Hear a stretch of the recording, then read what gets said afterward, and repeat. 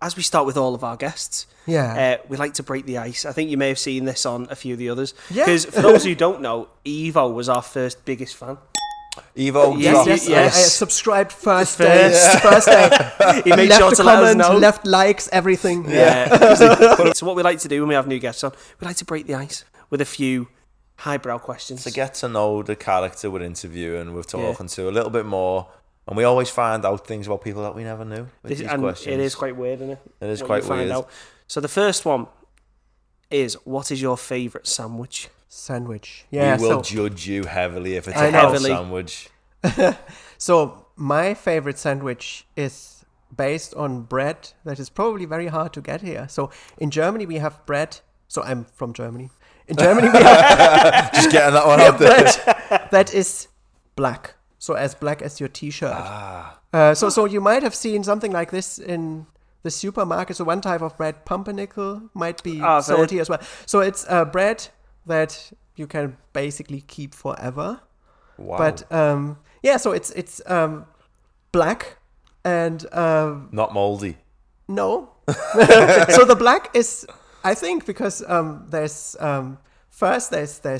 starch in the flour, and then you bake it for so long that all the starch becomes sugar and then becomes kind of syrupy, I think. Yeah. So it's sweet. It's kind of sweetish, but not really. So pumpernickel is the extreme, and I like to have that with any kind of cheese. So it can be just like a cheddar, but it can also be a more aggressive blue cheese. So like a brie. Like that. Yeah, but also like Stilton or other blue cheeses I really like. Yeah, so is it firm, the bread? I went to Germany years ago. I went to Mannheim. Yes. My brother when he was running, went to follow them there, and they used to have bread there that was like hard.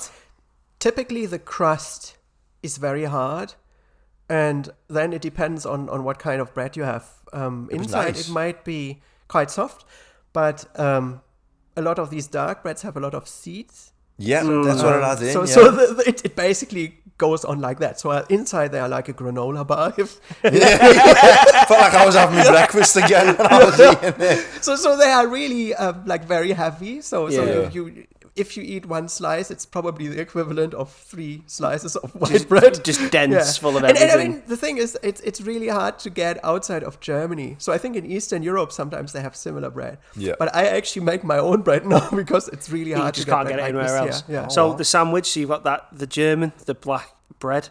You've got cheese. Anything else on it, or just cheese? No, it's just butter or something. So just like a cheese sandwich. Yeah. So the thing is, I would of course have something like salami or ham or whatever on other bread, but on that kind of bread, it's not that nice. Cheese so as well. Cheese. Yeah. Cheese a good is cheese. Fucking dangerous, man, because it's so good and it's so fattening. Like, I could easily get a block of cheese and a loaf of bread and just slice bread, bite, eat that once, and just keep on going, man. I'm the same with crackers. Good. I could just get like water biscuits. Oh, like thin, water biscuits. Get some nice cheese. I could just sit there and eat it all day. The heartburn. With a cracker though, you need something on it because it's dry. Nah, man.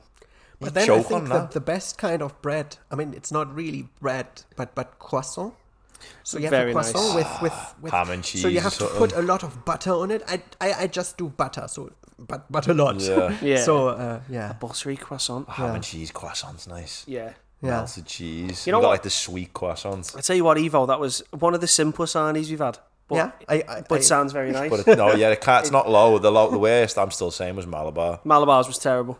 Okay. It just had all sorts of nonsense on it. It was just like cold chicken with cold white bread. But I think that is like cold peppers. I mean, you can do anything with pizza. You can do anything with a wrap. So you just put anything you like in it. Don't get me wrong. It's very much subjective, but we're going to judge him. Oh yeah, you can do anything you want.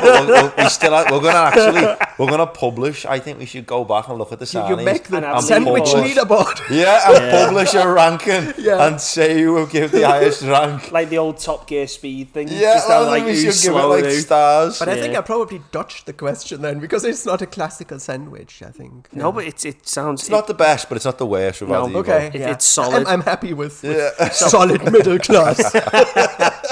Next question. Yes. you're feeling fancy. You're having a dinner party. Well, 3 people, dead or alive. Would you ask to be around your table? Oh, why just 3? Just 3. It would be good to it have... can be famous people. It can be people from your family. It can be, and we had Dr. Anya McDermott invited her deceased cat. Yes. Called Scrappy. I don't know. I would have invited the 12 Knights of the Round Table. I don't know, but yeah. So if I just have the best 3. Just 3. Yes, that's right. I mean, yeah. Then probably Janis Joplin. Janis Joplin. Wow. Okay. Be full of drugs, this dinner table. Yeah. I mean, yeah, she did everything right. She just died a bit too young. Yeah. But I mean, that was probably consistent as well. Give me so I think, piece of my heart, baby. It's a tune. The best thing is Summertime. Yeah, that's Summertime. a tune. So. So Janis Joplin. Yeah, so then I have to think. Probably. I mean, yeah, I probably would like to have a writer. So yeah, I mean, there's a German writer I really like. He's dead ages ago, Thomas Mann. But yeah, I mean, what did he write? So he wrote, for example, I think it's probably the most famous thing he wrote. So there's also an old movie based on that. Is Death in Venice.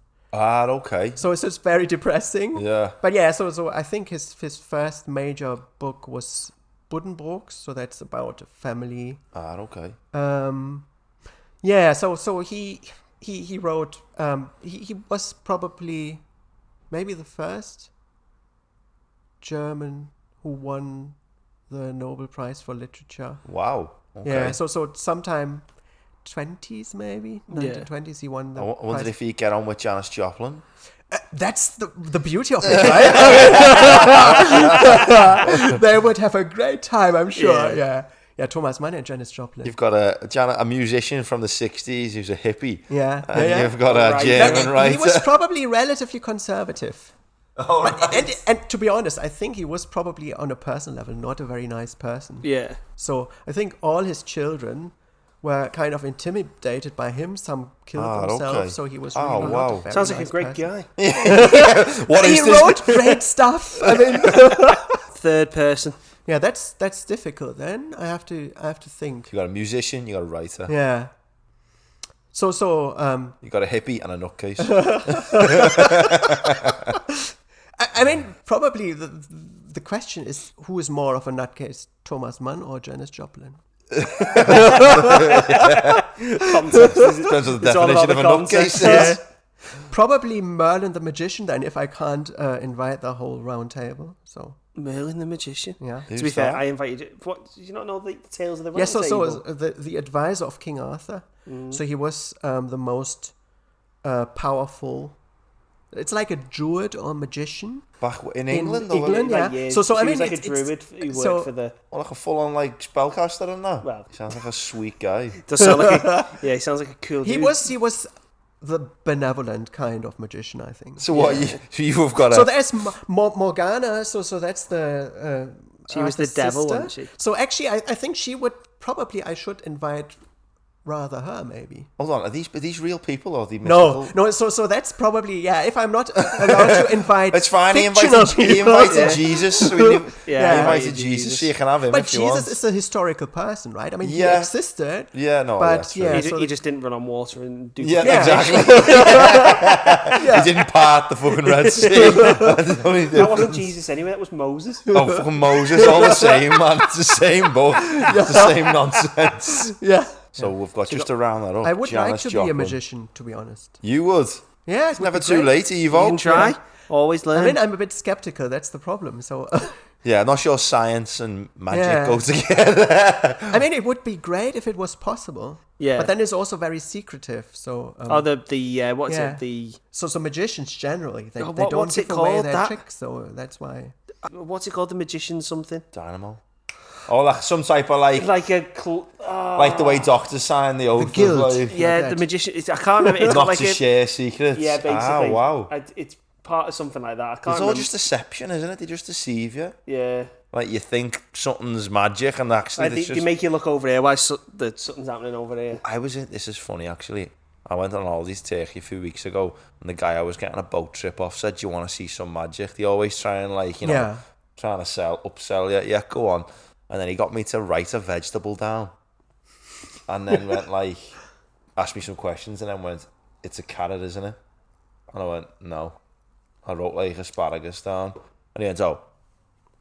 I went, "So what, it just didn't work?" And he went, "Yeah, it didn't work." I went, "I don't get the mechanism there of what you were trying to deceive me with." He does it, and he just writes down carrot.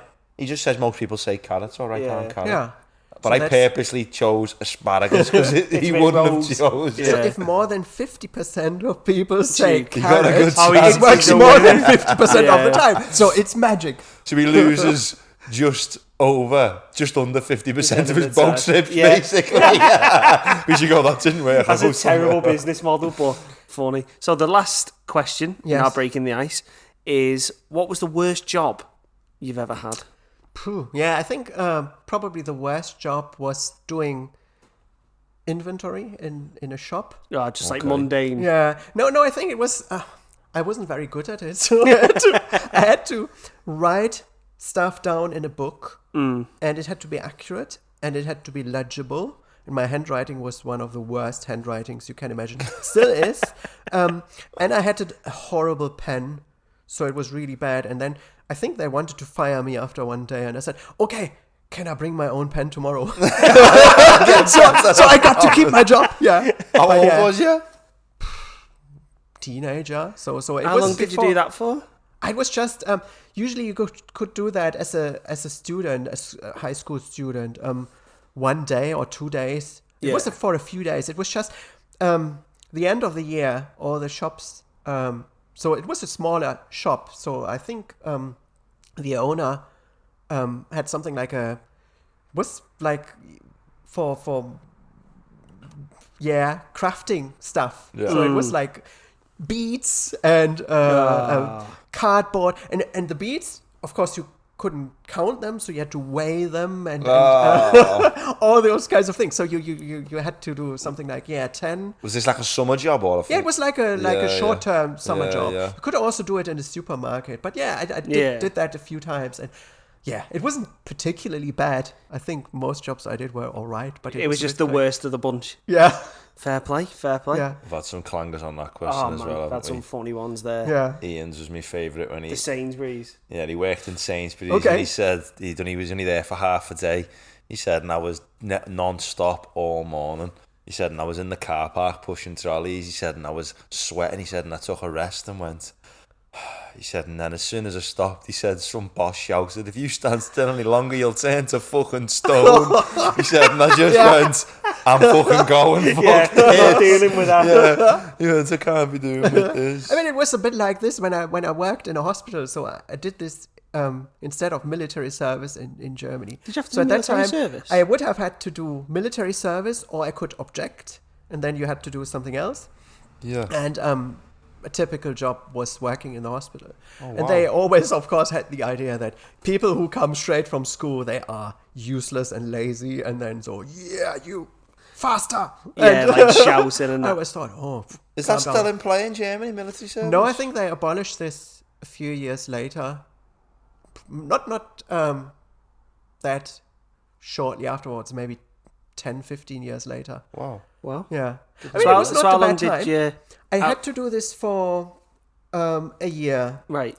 And I mean, I knew then that I didn't want to do anything with medicine. So some people do this like a placement. Yeah. So they go to the hospital just to try it out. And I knew before that I wouldn't really want to do medicine. But I thought, it's interesting to see how it works in hospital. And I realized that hospitals were quite different than I imagined them. So I thought that the doctors would just look at the patient and then know exactly what was wrong with them, and then say, okay, this is your treatment, and you are well again in a few days. And actually it was like, we have no idea what this person has, so let's try this. It made it worse, so maybe that's not a good idea, so let's try something. So you're telling us basically, don't get sick, because doctors haven't got a clue what to do. It's like a trial and error. No, and it was just like less scientific as I would have less thought. noble than you thought. Yeah, but I think it was probably, I mean, quite natural. I mean, you can't know everything. Yeah. So you just talk with the patients and they tell you something and then you think, oh yeah, probably some of what they say is not even true. So something like, are you smoking? No. How many pints? It's like when I go to the doctors, how many units do you have a week? How many's in a pint? 2? 10. Yeah, no, well, I spoke, what my auntie years ago was seeing a doctor, and like someone had something wrong with them in the family, and they weren't getting diagnosed with anything, and the tests keep coming back negative, you know, nothing, no, all the cancer screens, everything, and it was this pain that was happening, and my auntie's fella just said, listen, if the answer is don't know, that's much better than getting told you've got stage 4 cancer. Yeah, we just don't know. It's a problem. It could be mental. You know, you could be imagining this, but I'd rather not know than be told you're dying. Yeah. You know what I mean? Like that's a worse feeling than being told, yeah, you fucked. You're no, you're not. Yeah. No, you're not. You are fucked. Always joking. Always joking. Oh no, you are. Oh no, I was only joking. And then imagine going through that cycle. That must be horrible. That. But as you say, listen. Sometimes we just don't know. Sometimes we don't know.